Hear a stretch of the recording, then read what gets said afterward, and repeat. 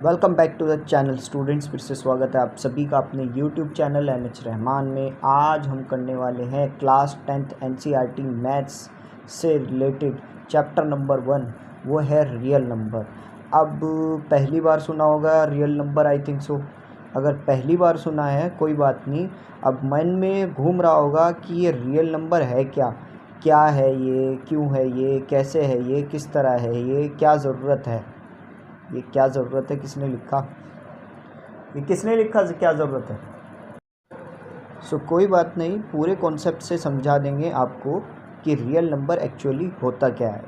अब बच्चों, आप लोगों ने सुना होगा, बहुत पहले से बताते आ रहे हैं हम लोग, आप लोगों ने सुना होगा एक होता है नेचुरल नंबर। नेचुरल नंबर कहाँ से स्टार्ट होते हैं? नेचुरल नंबर स्टार्ट होते हैं 1 से, 1 2 3 4 5 6 7 8। फिर आते हैं होल नंबर। होल नंबर कहाँ से स्टार्ट होते हैं? होल नंबर स्टार्ट होते हैं 0 से, 0 1 2 3 4 5 6 7 8।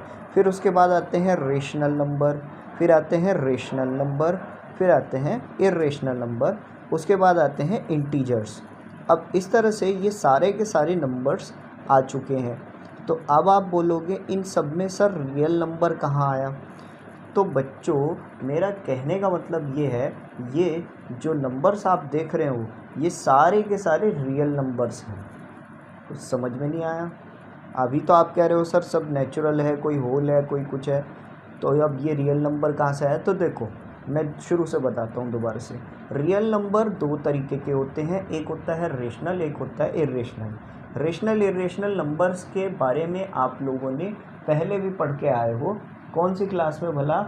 अभी क्लास 9th में ही पढ़ के आए हो। फर्स्ट चैप्टर आपका क्लास 9th में रेशनल इर्रेशनल नंबर पर ही था, नंबर सिस्टम वाला। जो इरेशनल और इर्रेशनल 2 तरह के ये नंबर्स होते हैं, रियल नंबर्स। अब रेशनल नंबर्स में अगर हम देखें तो रेशनल नंबर में हमें और भी नंबर्स, इनकी कैटेगरी मिल जाती है। जैसे रेशनल नंबर से हम लोग इंटीजर्स समझ सकते हैं, ठीक है। रेशनल नंबर्स, अब कभी कभी आप देख लेते हो कि रेशनल नंबर्स कभी कभी नेगेटिव भी शो हो जाते हैं, ठीक है। इंटीजर्स से ही मिलके बना है हमारे होल नंबर, होल नंबर से मिलके बने हैं हमारे नेचुरल नंबर। इस टाइप से ये सारी सीरीज़ आ गई है। तो दोबारा से वही सारे नंबर्स दिखा देता हूँ कि कौन से 0 1 2 3 से शुरू हो रहे हैं, और वो सारे नंबर्स इसमें इंक्लूड होते हैं, यानी रियल नंबर्स में। तो जितने भी टोटल नंबर्स हम लोग देखते हैं वो सब रियल। तो क्या चैप्टर ख़त्म हुआ यहीं तक? नहीं बाबा ना, अभी तो चैप्टर की शुरुआत है। अभी एक्सरसाइजेस भी करनी है, बहुत सारे क्वेश्चन भी करने हैं, बहुत सारी चीज़ें भी समझनी है। लेकिन उससे पहले आपको एक डिस्क्लाइमर दे दें।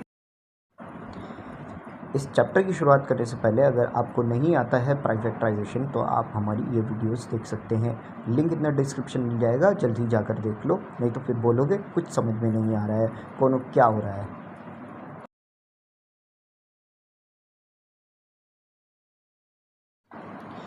इस चैप्टर की शुरुआत करने से पहले मैं आपको मिलवाना चाहूँगा कार्ल फ्रेडरिक गॉस से।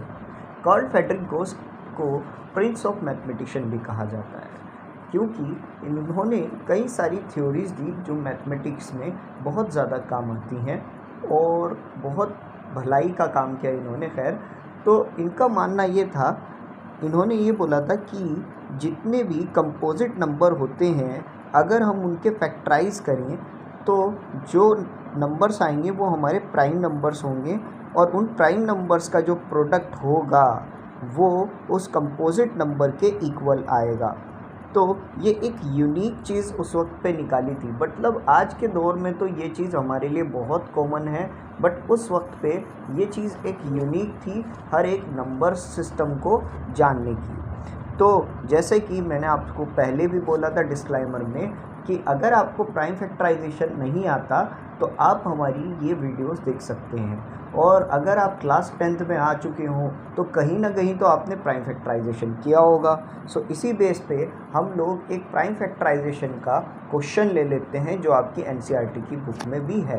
तो ये है 32,760। तो देखो बच्चों, जिन बच्चों को प्राइम फैक्टराइजेशन नहीं आता तो कोई बात नहीं, मैं थोड़ा सा हिंट दे दूंगा, उन बच्चों को याद नहीं आ रहा होगा, मे भी हो सकता है। उस हिसाब से मैं उनको यहाँ पर एक्सप्लेन कर देता हूँ। सो यहाँ पर हमने लिया है 32760, तो थोड़ा सा याद करो प्राइम फैक्टराइजेशन, जिसके लास्ट में 24680 आ जाए तो वो सारे के नंबर्स 2 से डिवाइड हो सकते हैं, और जिन नंबर्स के लास्ट में 0 आ जाए तो वो 0 और 5, तो वो नंबर सिर्फ 5 से डिवाइड हो सकता है। इसके अलावा मैंने आपको 3 से, अगर प्राइम फैक्टराइजेशन वाली वीडियो में भी बोला होगा, शायद नहीं बोला तो यहाँ सुन लो, अगर किसी जो नंबर के सम को, अगर उसके डिजिट्स के सम कर देते हैं हम लोग, और अगर कोई ऐसा नंबर बनकर आता है जो 3 के टेबल में आता है, तो हम उस नंबर को 3 से भी डिवाइड कर। मिसाल के तौर पे मेरे पास यहाँ पर एक नंबर है 4095। अब आप बोल रहे हो कि 4095 सर ये तो 5 के टेबल में भी आता है, क्योंकि लास्ट में 5 आ रहा है, यूनिट नंबर 5 है, तो ये 5 से डिवाइड हो जाएगा। तो देखो करके देखा हमने, ये देखिए डिवाइड हो गया। और अब हम 3 से भी करने की कोशिश करते हैं, तो 3 से कैसे करेंगे, देखो पहले हम इसके डिजिट्स को प्लस कर लेते हैं। 4 + 9 + 5, जब हमने 4 + 0 + 9, तो ये कितना हो गया, 13 + 5 18। अब मुझे बताओ क्या 3 के टेबल में 18 आता है? 3 के टेबल में 18, हाँ वाकई आता है। तो अगर 3 के टेबल में 18 आता है तो हम कह सकते हैं 4095 3 से डिवाइड हो सकता है। तो हम लोग डिवाइड करके देख लेते हैं। तो ये हमने डिवाइड किया और ये आ गया हमारा 1365। तो देखा आपने, ये डिवाइड हो सकता है। तो खैर मैंने नंबर जो लिया था वो था 32760। तो फ़िलहाल यहाँ पर लास्ट में 0 आ रहा है, तो अगर मैं इसको 2 से डिवाइड करूँ, तो 2 से डिवाइड कर देता हूँ मैं पूरा का पूरा नंबर, तो मेरे पास आता है 16380। इस 16380 को भी मैं, लास्ट में 0 आ रहा है तो मैं 5 से भी डिवाइड कर सकता हूँ और 2 से भी, तो लेकिन मैं 2 से डिवाइड करना ज़्यादा पसंद करूँगा। तो 2 8 ज़ा 16, 2 1 ज़ा 2, 2 9 ज़ा 18 और 0 एज इट इज़। और फिर इसको ऐसे ही आगे भी डिवाइड करते चलते हैं। तो 2 4 ज़ा 8, अब 1 आया तो 0 लगा देंगे, और 2 यहाँ पर 19 हो जाएगा, तो 2 9 ज़ा 18 और 2 5 ज़ा 10। और इस तरह से अब 4095 आया, तो हमने पहले डिवाइड करके दिखाया था आपको 4095 को। अब दोबारा कर लेते हैं, तो क्या आ रहा था 1365, तो ये आ गया 1365। अब आप सोच रहे होंगे सर 5 से डिवाइड क्यों नहीं कर रहे हैं? तो कर सकते हैं भैया, ऐसी बात नहीं है, तो कर लेते हैं। वैसे 3 से करना बेहतर रहेगा। अभी पूरा नंबर निकाल लेते हैं 3 से, अगर कोई नंबर, तो अगर हम ये 1365 जो आया था, अगर इसको हम ऐड करते हैं तो 1 + 3 4, 4 + 6 10 + 5, ये 15 आ गया, और 3 5 ज़ा 15 होता है। इसका मतलब ये 3 से डिवाइड हो सकता है। सो 3 4 ज़ा 12, ठीक है, 3 4 ज़ा 12। देन आगे किया हमने 3 5 ज़ा 15, 6 आ चुका था, 3 5 ज़ा 15, और फिर दोबारा 1 और इधर से 5 उतरा है, तो 3 5 ज़ा 15 अगेन, तो ये 455 हमारा दोबारा आ चुका है। अब मैं अगर इस 4 + 5 + 5 को प्लस करता हूँ तो ये 14 आता है, और 14 3 के टेबल में नहीं आता। तो इसका मतलब अब हमारे पास एक ही नंबर बचा है जिससे हम डिवाइड कर सकते हैं, तो 5 से डिवाइड कर लेते हैं। तो 5 9 ज़ा 45, 5 1 ज़ा 5, तो ये आ गया 91। और 91 जो है वो 7 के टेबल में आता है, 13 के टेबल में भी आता है, क्योंकि सब बच्चों को पता होगा 7 × 13 जो होता है वो 91 होता है। तो 7 × 13 91, और 13 1 ज़ा 13। तो ये जो नंबर सारे आए हैं, ये 2 2 2 और 3 3 3 और 5 और 7 और 13, ये आप सारे देख रहे हो, ये सब प्राइम नंबर्स हैं। तो बच्चों प्राइम नंबर्स किसको बोलते हैं? प्राइम नंबर्स उन नंबर्स को बोलते हैं जो किसी भी टेबल में नहीं आते, सिर्फ और सिर्फ अपने टेबल में आते हैं। तो आप लोगों ने देखा कि 2 भी किसी के टेबल में नहीं आता, 3 भी किसी के टेबल में नहीं आता, 5 भी किसी के टेबल में नहीं आता, 7 भी किसी के टेबल में नहीं आता, और 13 भी किसी के टेबल में नहीं आता। तो 10 मिनट आपको मैंने बताने में लगा दिए कि प्राइम फैक्टराइजेशन ये है जो आप लोगों ने अपनी जूनियर क्लासेस में की है, 6th में 7th में 8th में की है प्राइम फैक्टराइजेशन। और इसी से रिलेटेड हम लोग कुछ LCM और HCF भी करते हैं, जो कि एक्सरसाइज 1.1 में भी करेंगे। अगर यहाँ तक का आपका फाइन फैक्टराइजेशन का मेथड और सारा कुछ कंप्लीट हो चुका है, क्लियर हो चुका है, तो आई होप सो आप ये चैप्टर कर सकते हैं। सो चले आते हैं हम एक्सरसाइजेस की ओर।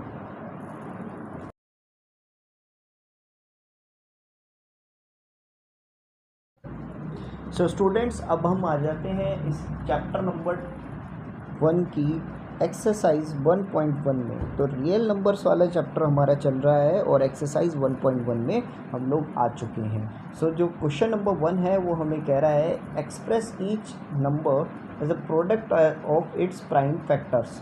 सो मैंने आपको वीडियो के स्टार्टिंग में ही आपको एक्सप्लेन कर दिया था कि प्राइम नंबर क्या होते हैं। मतलब थोड़ी देर पहले ही, कुछ मिनट पहले ही मैंने आपको एक्सप्लेन कर दिया इसी वीडियो में कि प्राइम नंबर्स क्या होते हैं, फैक्टर्स क्या हैं, और प्राइम फैक्टराइजेशन आपको थोड़ा सा मैंने रिपीट करवा दिया। सो हमें ये बोला है कि यहाँ पर हमें कुछ नंबर्स गिवन हैं। जैसे पहला नंबर मुझे 140 गिवन है, तो मुझे जो है इसके प्रोडक्ट्स बनाने हैं, वो भी प्राइम नंबर्स के फॉर्म में, और इसके फैक्टर्स निकालने हैं।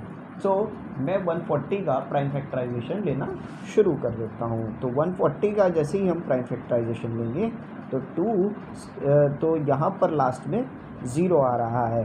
तो 2 के टेबल में आपको पता होगा जिसके लास्ट में 2, 4, 6, 8, 0 आता है, वो सारे के सारे नंबर 2 से डिवाइड हो सकते हैं। तो मैं यहाँ पर 2 लगा देता हूँ। अब 2 7 जा होता है 14, तो यहाँ पर 2 ये कट गया।